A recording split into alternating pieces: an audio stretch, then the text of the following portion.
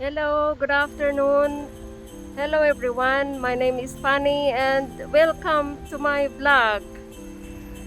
Tara na, samahan nyo ako magpasyal-pasyal tayo dito sa city ng Ludwigshafen. Dito po tayo ngayon sa Berliner Platz na tinatawag. Dito po yung Bahnhof, train station. Train station na nagkukunik from Mannheim at saka nagbibiyahe sa iba't ibang party ng Ludwigshafen. So sa ngayon in-implement ang hard lockdown dito sa buong Germany. So supposed to be ang lugar dito is place ito ng Christmas market. Kasi every year nag-held dito ng Christmas market. So nakikita nyo po ngayon empty. Ang lahat ng lugar dito is empty. Malungkot. Wala tayong magawa kasi sa panahon ngayon napakataas ng COVID dito sa Germany. Hindi lang dito sa Germany kundi sa iba't ibang bahagi ng Europe. Lalo na ngayon, winter, uso ang ubot, sipon. So talagang matindi ang effect ng COVID. So maglalakad po tayo, samahan niyo ako. Ito lang yung Christmas light dito sa Ludwigshafen. At least meron sila. Hindi tulad yan sa Pilipinas na bonggang-bongga. Itong Christmas tree is a real Christmas tree. Fresh na kahoy po siya. Alika, lalapit tayo doon.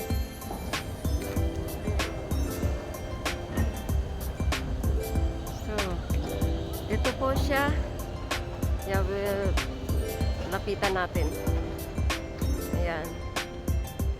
So, at least napakaganda rin niya. Ang ganda. Ayan. Yeah. Sayang at walang event ngayong taon. Malungkot. Tingnan mo yung mga tao. Balot na balot. Napakalamig. Grabe. So dito po yung train station. Tingnan mo. Tingnan nyo po. Yan. Ito pa ng Ludwigshafen ay mayroong 160,000 population. At saka dito rin po matatagpuan ang pinakamalaking chemical company sa buong mundo. Ang tinatawag nilang BASF company. Dito po yon sa Ludwigshafen. Hello guys! I met my friend here in Berliner Platz. And her name is Chana from Cambodia. So dito na po tayo sa Pinaka City. Malapit na po ako sa Municipality of Ludwigshafen. Yung tinatawag nilang sa German is Rathaus. Actually, yung mga nakatira dito sa Ludwigshafen halos nagtatrabaho sa BASF company kasi napakalaking kumpanya po yan so ito ngayon yung pangyayari dito sa city. Maglalakad po ako hanggang doon sa municipality ng Ludwigshafen. Tumawid ako sa karsada na tumakbo ako kaya hiningal ako. Oh God. So itong Ludwigshafen pinangalan sa kay King Louis I of Bavaria. Kaya Ludwigshafen na tinatawag. So, at least meron silang mga kaunting Christmas lights dito sa city. Yan. At sa ngayon halos karamihan ng shops sarado na din. Lalo na bukas mag-start na yung lockdown dito sa buong Germany. So sarado na lahat. Ang magbubukas lang yung grocery at saka yung mga drugstore. Manunood pa ako mamaya ng news kung pwede bang lumabas ng bahay bukas. Hanggang sa New Year yan, sa 10th of January. Itong lockdown. Second lockdown na ito sa Germany. Daming biglang tumaas kasi ang infection ng COVID.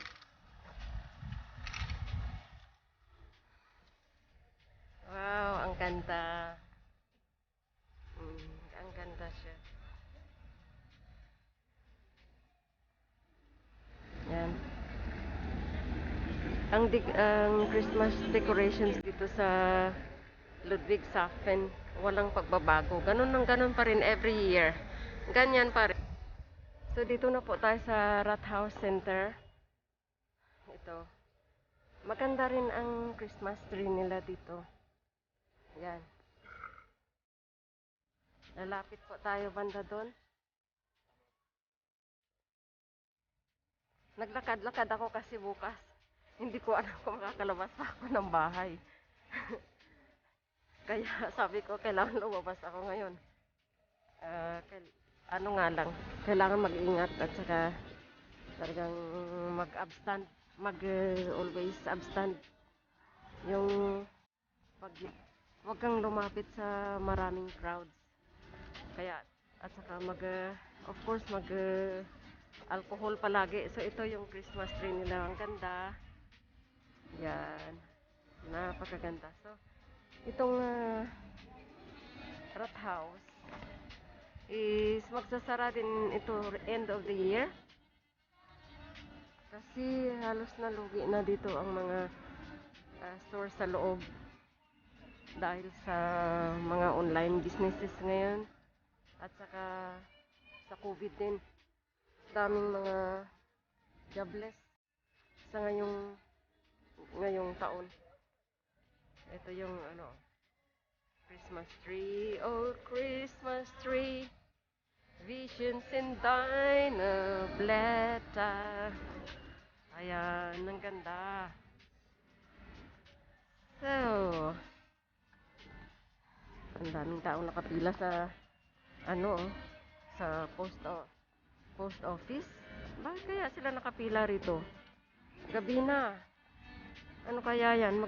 Siguro sisend sila yan ng mga gifts nila by post. Kasi lockdown na bukas. Hindi na sila pwedeng lumabas. So ipopost na lang, i-send na lang nila by post. So grabe ang haba ng pila, oh. Ayan. So ayan, nababasa nyo po. Ludwigshafen Liste Sauber.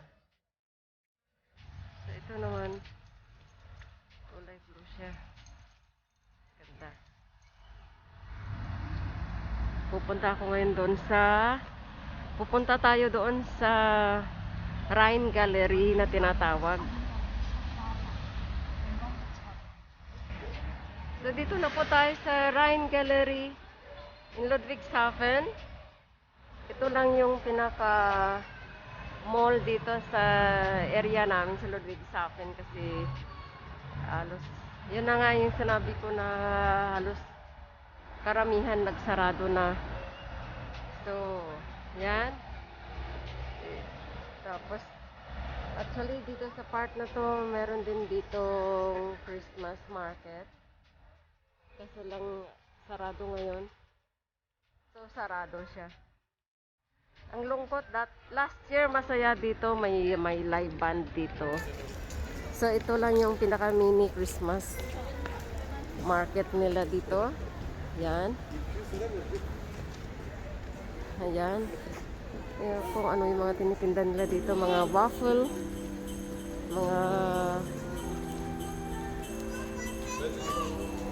Mga sweets. waffle. Tapos meron din sila dito parang tinatawag nila mga gingerbread. Yan, mga gingerbread. Yan. Gingerbread. Ay, ganyan dito pagka Christmas. Ayan, Odenwald Liedkuchen. Yan. So, tapos dito naman, kung nagugutom ka, pwede dito bumili ng bratwurst.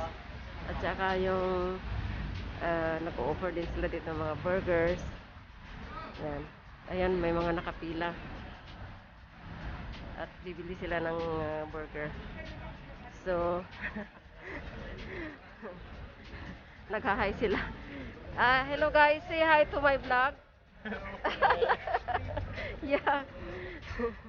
They're very friendly. They're very friendly. They say hi to my vlog, so I'm happy for that.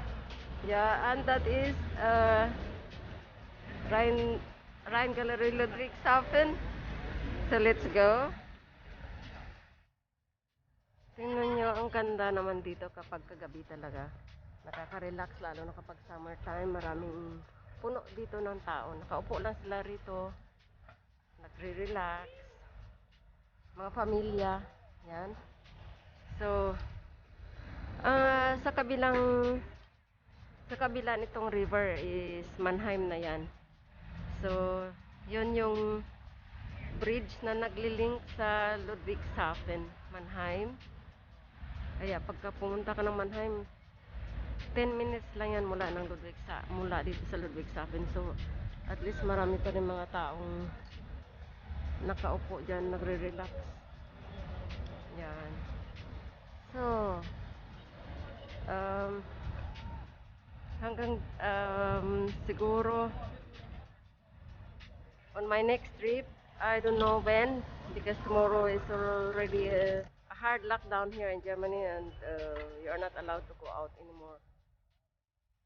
Only when you go grocery, or if you want to buy some medicine, then you're allowed, and maybe you will be controlled if you want to go out. So I hope I entertain you with my vlog, and I have given you the idea where Ludwigshafen is, where I live. So thank you very much for watching, and please help me to share, like, and subscribe to my channel, and more vlogs next time. Thank you very much, and goodbye.